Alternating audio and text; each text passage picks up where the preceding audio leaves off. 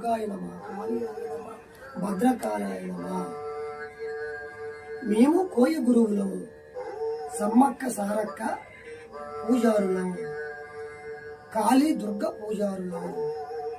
మేము చెప్పే విశేషాల వల్ల చాలామంది గొప్ప గొప్ప వాళ్ళు అయ్యారు.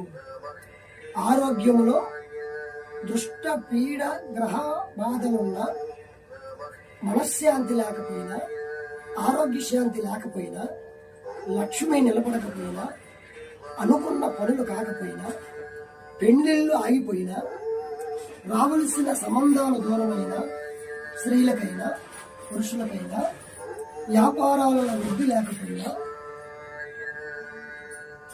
ఏ కష్టబాధల్లో ఉన్నా వాటిని గురించి మేము తమలపాకులో అంజలి వేసి రియల్ ఎస్టేట్ వ్యాపారము,